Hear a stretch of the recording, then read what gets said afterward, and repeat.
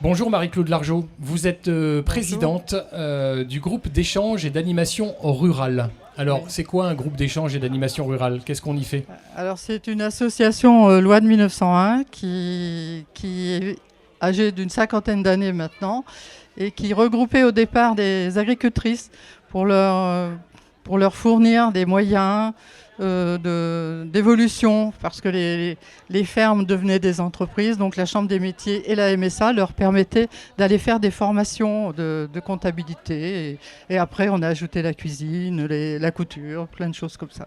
Donc, c'est des activités de loisirs? Maintenant, oui. Aujourd'hui, oui. Aujourd'hui, oui. Depuis quelques années, oui. Et on fait toujours de la cuisine au GEDAR? Non, ça a changé. On fait de la couture, on fait du pastel, du dessin, on fait de la mosaïque, comme dans beaucoup d'endroits. On fait de la couture, je l'ai dit. De l'informatique aussi. De l'informatique. On a un groupe qui part à l'Aquagym aussi régulièrement. Et alors, voilà, j'ai peut-être oublié quelque chose. C'est un groupe uniquement constitué de femmes ou il y a des hommes aussi Eh bien, il y a très peu de temps que les hommes sont admis parce que c'était vraiment un groupe essentiellement féminin. Toutes ces femmes du début, elles ont contribué à beaucoup de choses et elles ont notamment créé le congélateur municipal qu'il y a à Courson. À Courson, voilà. On connaît bien. Donc ça venait aussi des femmes du GEDAR. Vous êtes combien alors d'adhérentes Environ 110. Il y en a 101 sûres. Et en général, ça fluctue environ 110. Oui. Mais uniquement autour de Courson? Oui. C'est quoi votre territoire? Oui. C'est le canton. Le canton maintenant qui s'étend jusqu'à Maran. Mais on en a aussi eu deux ou trois sur La Rochelle. Mais on est essentiellement sur la région. Quelles sont vos animations à venir? Vous avez quelques dates à nous préciser? Alors, on va refaire une formation pour le code de la route là, bientôt, au mois d'octobre, fin octobre. À Noël, avant Noël, début décembre, on a notre repas de Noël traditionnel. Et puis voilà. Et puis ensuite, l'année prochaine, on redémarre avec une soirée dansante début février. Et puis ça va s'enchaîner. Des sorties en covoiturage et des réunions sur les thèmes de santé aussi qu'on va échelonner sur l'année. Et puis peut-être des formations, on verra. À partir de quel âge on peut intégrer le GEDAR? N'importe quel âge. C'est ouvert. Si vous êtes retraité, vous êtes plus libre forcément, puisque maintenant, autrefois, les dames en question étaient jeunes forcément à la création. Mais maintenant, vous venez à n'importe quel âge. D'accord, très bien. Merci Marie-Claude Largeau de nous avoir éclairé sur le GEDAR. Je rappelle, c'est le groupe d'échange et d'animation rurale. C'est ça. J'ai oublié de vous dire que fin juin, tous les 2 ans, on fait une exposition de tous les travaux des ateliers. De nos ateliers, voilà. Donc en 2019, on aura notre expo. Très bien, on aura l'occasion d'en reparler dans Parole d'Assaut. Merci beaucoup. Très bien, merci. Bonjour Jean-François Ravard. Bonjour Philippe. Vous êtes président de l'Amicale laïque de Maran. C'est bien ça. Alors on y fait quoi dans l'Amicale laïque? Je crois qu'on fait plein de choses. On fait des activités sportives et des activités agriculture, culturelles, disons quoi. Alors sportif, c'est quoi? Alors sportif, c'est bien sûr du badminton, du tennis de table, de la voile. Depuis cette année, nous avons repris, après maintes et maintes péripéties, l'activité voile au sein de l'Amicale laïque. Et puis de la randonnée pédestre. Mais la randonnée pédestre de promenade, quoi. Oui, d'accord, tranquille. Tranquille, pour pouvoir permettre aux gens les plus jeunes et aux plus anciens de pouvoir partager un moment de convivialité, tout en marchant, tout en faisant du sport. Et culturel alors? Alors culturel. Bon, on a les arts plastiques, la peinture, dessin-peinture, on a la poterie, la vannerie, on a les activités après la danse moderne, que je n'oublie rien. Bien sûr, après on a l'activité quand même un peu plus pointue de nos jours, l'informatique et la vidéo, 2 activités qui sont à la pointe du progrès. Et puis on a l'activité cinéma. Le cinéma, c'est en partenariat avec le CRPC, la Ligue de l'enseignement, qui propose aux Marandais une séance mensuelle, le 4e mardi de chaque mois, sur des films maintenant récents, puisqu'on travaille en numérique. Donc c'est ne plus les grosses bobines que l'on déplace. Donc c'est des films qui sont pratiquement en cours dans les grandes salles type La Rochelle, mais que l'on voit nous le mois suivant. Donc c'est pratiquement des films en temps réel. En temps réel, oui. Voilà. C'est pas des vieux nanars non, mais c'est des bons films courants. Voilà, ce qu'il y a, c'est qu'autrefois, il n'y avait pas tellement le choix, parce que sur les bobines, il fallait faire des copies. Alors, une copie de film, c'est quelque chose de très lourd, parce que c'est des bobines qui faisaient 1 mètre de diamètre, et il y en avait des fois 2 à 3 par film. Et puis là, maintenant, avec le numérique, eh bien, maintenant, c'est sur une petite clé USB, c'est sur un ordi, donc... ça va tout seul. Ça va tout seul, quoi. L'Amicale laïque existe depuis combien de temps? Alors, l'Amicale laïque a été fondée le 30 janvier 1952. Elle est passée au journal officiel le 8 février 1952. Et on a encore la chance d'avoir comme adhérent qui fait des activités poterie, poterie et qui est encore là de nos jours. Et c'est lui qui a fait les premiers statuts, qui a signé les premiers statuts de l'Amicale laïque qu'on essaye de défendre bien tant qu'on pourra. Il n'y a pas de raison. Il y a combien d'adhérents à l'Amicale laïque? Alors, ça varie suivant les années, entre 350 400, quoi. On a monté un peu plus, des fois un peu plus de 400. Mais disons, c'est là, en général, avec 400 adhérents, c'est parfait. Alors, quel est votre programme de rentrée? J'imagine qu'il y a des choses qui se passent à l'Amicale de laïque. Tous les programmes de rentrée, bien sûr, toutes les sections redémarrent courant septembre. Bon, quelques-unes démarreront peut-être en début octobre, mais en général, ça démarre début septembre. Donc, toutes les activités, par contre, sportives, elles, badminton, tennis de table, randonnée et voile. Bon, voile, c'est un peu particulier, mais les 3 sections sportives sont déjà, ça y est, à pied d'œuvre. Le tennis de table a fait son tournoi, le premier tournoi hier soir déjà. Ils sont terminés vers 2h du matin pour être là ce matin. Le badminton, bon, ça n'a pratiquement pas arrêté de l'année. Donc, ils attaquent les championnats, puis les entraînements, bien sûr. Bon, après la randonnée, nous, c'est tous les lundis. Tous les lundis, l'activité randonnée. Et puis après, les autres activités telles que la danse. Bon, la danse commence mardi. Enfin, courant septembre, la poterie a déjà commencé, la vannerie a déjà commencé. Le dessin commence la dernière semaine de septembre. Toutes les activités, disons, début septembre, sont pratiquement à jour, quoi. Je n'oublie rien. Très bien. Ah oui, j'ai oublié une section qui est pour nous très importante. C'est ce qu'on appelle la section des Amis de l'Amicale laïque. Les Amis de l'Amicale. Ce sont des anciens adhérents qui font plus d'activité, mais qui ont toujours des liens, mais qui ont toujours un lien fusionnel avec l'Amicale laïque laïque. qu'ils ont connu il y a quelques années ou quelques décennies et qui ne peuvent pas quitter. Donc ces gens-là, bien, on leur offre une carte d'adhérents, mais bien sûr, comme ça, quoi. Mais ça fait tellement plaisir de les avoir parmi nous, quoi. Très bien, Jean-François Ravard. Je rappelle que vous êtes le président de l'Amicale laïque de Maran. C'est ça. Merci de nous avoir éclairé sur l'Amicale laïque et à très bientôt. Je vous remercie. Bon après-midi. Bonjour Dominique Porcher. Bonjour, monsieur. Vous êtes le président de l'Interclub de Courson. Alors, qui dit Interclub dit forcément club.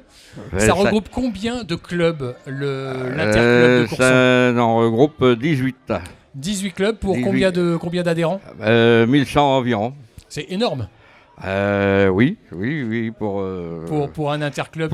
C'est l'interclub qui regroupe tous les clubs du canton de Courson pour tout ce qu'on peut organiser. Alors qu'est-ce que vous organisez à travers tous ces clubs? Comme aujourd'hui une grande manifestation qui est le forum aujourd'hui, nous organisons la semaine bleue. Il y a les voyages qui vont plus loin que ce qu'un club peut faire et qui durent plusieurs jours et qu'on a du mal à remplir un quart quand on n'est qu'un club. Quand vous dites voyage, c'est à l'étranger? Ça peut aller jusqu'à l'étranger? Il y a 2 ans, on était au Canada, voilà quoi. L'Autriche, c'est l'année qui vient. On sort de Venise, voilà quoi. Moi, je ne vais pas personnellement partout, mais bon, voilà. C'est ouvert à tous ceux des clubs, parce que l'Interclub, à part c'est dans les clubs que sont élus tout un bureau, mais ce sont les clubs qui marchent par eux-mêmes quand même. Oui, c'est voilà. Ça, ils sont autonomes. Ils sont autonomes dans leur gestion. C'est les clubs qui sont autonomes. Mais bon, l'Interclub est pour porter la voix au niveau départemental, une voix plus forte. C'est ça, c'est ce que j'allais vous demander. Quel est le rôle d'un interclub? Voilà, c'est de fédérer en fait tous ces clubs. Fédérer tous ces clubs et de passer au niveau départemental, qui lui est déjà fédéré au national. Donc l'année dernière, la mutualité sociale qui est le club du département, a reçu Comme aujourd'hui, à La Rochelle, le national. D'accord. Voilà. Ok. Qu'est-ce qu'on pratique principalement à travers tous ces clubs? Parce que je pense que tous les clubs, ils ont une journée belote, jeux de société. Enfin, quand je dis belote, c'est jeux de société en gros, quoi. Tout est représenté. Il y en a qui font de la marche, les autres du vélo. Enfin, tous les clubs représentent un petit peu quelque chose, quoi. Voilà. La pêche aussi, je crois. La pêche, c'est généré plus par l'interclub, ça après, par le club départemental. Ça, c'est le département qui gère pêche et chasse. Parce qu'il y a des journées de chasse, il y a des journées de pêche, et ça, c'est généré par voilà. Ça se passe dans les clubs qui peuvent faire, mais autrement, c'est niveau départemental. Voilà, c'est géré au niveau départemental. Départemental, oui. D'accord, très bien. Voilà. Il existe depuis combien de temps cet interclub? Je ne saurais trop vous dire, mais 15-20 ans peut-être. Voilà, oui. Oui, au moins ça, oui. Peut-être plus. J'ai pas trop le renseignement. J'ai pris juste mes fonctions l'an passé. Alors. Oui, c'est un peu, c'est récent, c'est très récent. Voilà. Quand un interclub fonctionne comme celui-ci, vous convoquez les autres clubs? Comment ça marche? Vous faites des réunions pour déterminer le programme, par exemple? L'interclub c'est une loi en 1901, tout comme les autres clubs. Et c'est tous les clubs qui élisent l'ensemble du groupe qui va devenir. Alors, dans chaque club, il y a en partie, c'est le président et puis un autre membre qui sont... Et de là, ceux-ci, après, et une fois élus, forment le bureau de l'interclub. Voilà. D'accord. Mais pour les activités, les manifestations, qu'est-ce que fait l'interclub? Il réunit les autres clubs c'est-à-dire pour dire cette année on va faire ceci, on va faire cela. Il permet tous les ans on fait à peu près les mêmes choses, mais par contre l'interclub est là pour éviter les doublons.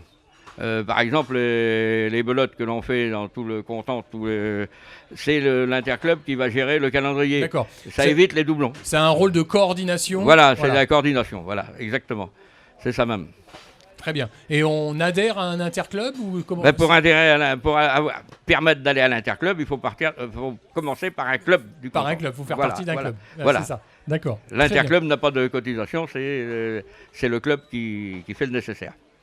D'accord, très bien, Dominique Porcher. Donc je rappelle que vous êtes le président de l'interclub de Courson, donc qui regroupe 18 clubs. Oui, c'est ça. Et plus de 1000 adhérents, donc 1100 adhérents. Oui, tout à fait. Plus de 1100 adhérents sur le territoire de l'équivalent de la CDC au Nice Atlantique, peut-être. Non, sur le canton de Courson uniquement. Uniquement sur l'ancien canton de Courson. Sur le canton de Courson, l'ancien canton de Courson. Ouais. Et puis après, tous ceux-ci sont relayés au département. Très bien. Voilà. Merci Dominique. Merci. Allez, merci à vous aussi. Stéphane Poiroux, bonjour. Bonjour. Alors vous êtes le président? Le président, voilà. De la Courson Nature, cette association, c'est un club de course. C'est un club de course à pied, de running, voilà. Tout à fait. Combien d'adhérents vous êtes On est en ce moment, on est 25 adhérents. 25 adhérents, donc tous coureurs. Tous coureurs, voilà. Alors on a des gens qui vont courir des 5 km, on en a qui vont courir des 160 km en montagne, puisqu'on a notamment deux de nos coureurs qui vont faire la Diagonale des Fous mi-octobre à La Réunion. Donc voilà, on a tous les profils. Est-ce qu'on peut arriver comme ça dans un club de ce type-là et se dire moi je commence à courir, je vous suis, ou il faut quand même un petit apprentissage, on va dire? Alors on peut accueillir des gens qui n'ont pas forcément l'habitude de trop courir. En revanche, c'est bien d'arriver quand même avec une bonne forme physique pour pouvoir suivre un entraînement d'une heure de course, et après on s'adapte aux différentes allures de chacun. Alors, bien évidemment, l'année prochaine, comme on l'a vu cette année, il y a la course en nature, mais elle est un petit peu modifiée, cette course en nature. Il y a des choses en plus. Voilà, donc pour la deuxième édition, on a décidé d'ajouter un nouveau format. Donc l'année dernière, comme vous le savez, il y avait des courses enfants, 1 km, 2 km. Une course adulte, un quart de marathon, donc 10,5 km. Et cette année, on va rajouter à ce quart de marathon un semi-marathon. Donc 95% du parcours se fera dans la forêt de Benon. Donc on ira des deux côtés de la forêt, en passant sous la 4 voies. Toujours course nature, donc avec un label aussi écologique, donc respect de l'environnement, pas de verre en plastique, pas de bouteilles en plastique. Voilà. Oui, c'est ça aussi la particularité de Course en Nature, c'est le respect de la nature aussi. Voilà, on a réussi dès la première année en fait à avoir un label qui est assez contraignant. Et donc on tient ce label et on veut continuer de l'avoir l'année prochaine. Voilà, et donc ça passe aussi par une journée avant la course de nettoyage de l'ensemble de la ville de Courson et aussi du parcours de la course en fait dans la forêt. Il vous arrive aussi par équipe d'aller participer à des manifestations, à des je sais pas, des semis ou même des 10 km. Ça vous est déjà arrivé ça, de partir en équipe? Alors on part des fois effectivement en groupe faire des courses, hein. Donc là on est allé par exemple au mois de juin à Chamonix. Certains ont fait les 90 km de Chamonix, une course de montagne, et d'autres ont fait une course qui s'appelle le Duo étoilé, qui est 17 km en montagne. Et l'année prochaine, on va partir à Luchon, faire le Luchon Aneto Trail. Donc pareil, pour que tout le monde puisse venir, on cible des événements où il y a toutes les distances. Donc là, de mémoire, Luchon Aneto Trail, ça part du 15 km jusqu'à 80 km. Voilà, ce qui permet d'être tous ensemble et de vivre un événement ensemble, même si on a des niveaux ou des envies différents. D'accord, voilà. Très bien. Écoutez, Stéphane Poiroux, merci beaucoup de nous avoir parlé de la prochaine course en nature, parce que c'est quand même un événement ici, hein, c'est sur notre territoire. Oui, c'est quand même 100 bénévoles aussi pour nous aider, donc on remercie tous les bénévoles qui chaque année viennent nous aider. Ouais, c'est une grosse mobilisation et puis un gros succès. Hein. L'année dernière, c'était super. Cette année, pardon, ça s'est super bien passé. Oui, ça s'est bien marché. 2 jours avant la course, en fait, on ne pouvait plus prendre d'inscription parce qu'on avait fait une déclaration à la préfecture d'une course de moins 500 participants. Alors donc cette année, on va... La prochaine, il y aura l'année prochaine, on fera une déclaration de 500 à 1000 participants et donc on pense qu'on aura 800 participants. Ce serait bien. Ce qui est déjà bien. Ouais. Tout à fait. Merci Stéphane Poiroux. Merci Je rappelle que vous. vous êtes le président de l'association Course en Nature qui organise la course du même nom. Voilà, merci beaucoup. Bonne soirée. Bonne soirée.